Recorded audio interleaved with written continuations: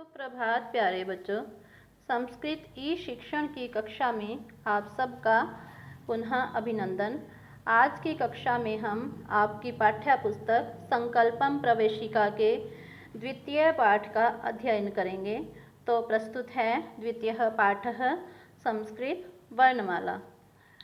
सबसे पहले वर्णमाला किसी भाषा के वर्णों का समूह होता है, अर्थात वर्णों के क्रमबद्ध समूह को अर्थात व्यवस्थित समूह को वर्णमाला कहते हैं। संस्कृत वर्णमाला में वर्णों की कुल संख्या 46 है। इन्हें दो भागों में विभाजित किया जाता है, स्वर और व्यंजन। सर्वप्रथम स्वर। संस्कृत वर्णमाला में कुल 13 स्वर हैं, जो इस प्रकार से हैं: अ आ, इ ई, उ ऊ, रि री, रि, ए ऐ, ओ औ। इसके पश्चात अयोगवः, अंग और अह। ये न तो स्वर और न ही व्यंजन होते हैं, इन्हें केवल चिन्हों द्वारा ही दिखाया जाता है। ये दो हैं: अनुस्वर अर्थात अंग के ऊपर जो बिंदु है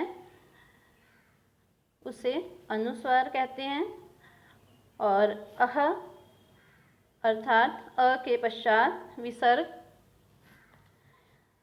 अब व्यंजन। संस्कृत वर्णमाला में कुल 33 व्यंजन हैं। ये इस प्रकार से हैं: व्यंजनों को 5 वर्गों में विभाजित किया गया है।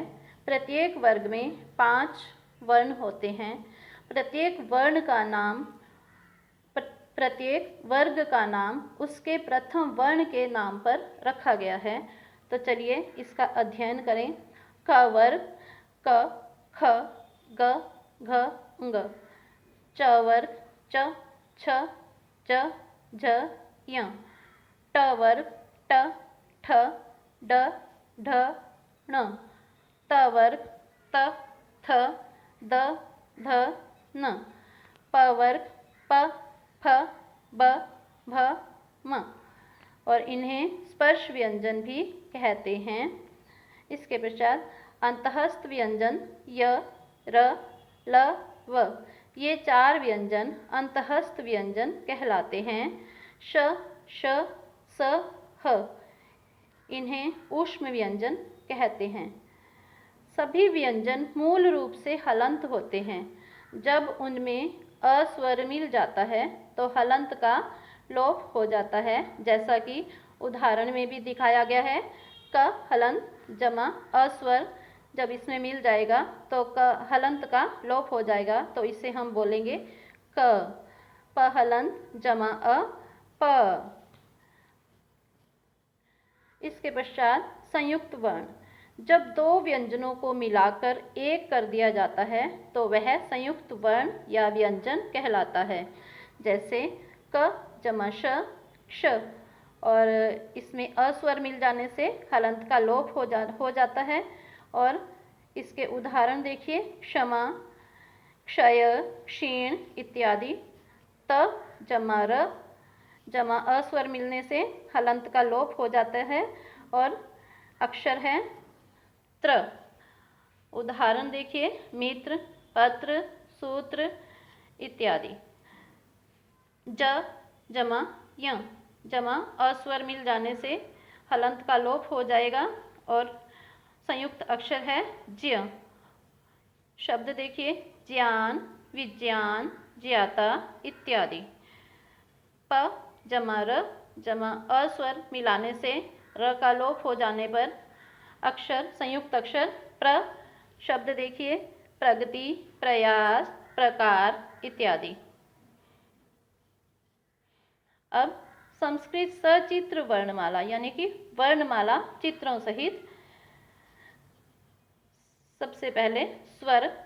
जिन वर्णों के उच्चारण में अन्य किसी वर्ण की सहायता नहीं ली जाती उन्हें स्वर कहते हैं। तो देखिए चित्रों सहित वर्णमाला: अ अश्वः, घोड़ा। आ आकाशः, आकाश। इ इक्षुः, ईख। इ ईश्वरः, ईश्वर।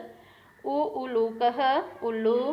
उ ऊर्णा, ऊन, रि ऋषिः ऋषि, रि ऋकारः रि अक्षर, ए एडकः भेड़, ऐ ऐरावतः देवराज इंद्र का हाथी, ओ ओष्ठः होंठ, औ औषधः दवाई, अंग अंगुष्ठः अंगूठा, अह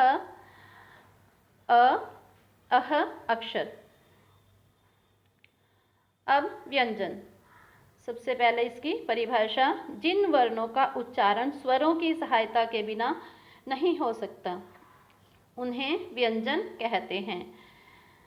क कच्छपः कछुआ, ख खड्गः खड्ग तलवार, ग गजः हाथी, घ घटः घड़ा अंग अक्षर, च चंद्रः चांद, छ छात्रः छात्र विद्यार्थी, ज जंबीरः नींबू, झ झषः मछली, य अक्षर, ट टंकः मोहर, ठ ठक्करः मूर्ति, ड डमरुः डमरू, ढ ढक्का ढक्कन, ण अक्षर, त तडागः तालाब, थ थकारः थ अक्षर, द दीपकः दिया, ध धनुषः धनुष, न नकुलः नेवला, प परशुः कुल्हाड़ी, फ फणः फन, ब बकः बगुला, भ भक्तः भक्त, म मकरः मगरमच्छ,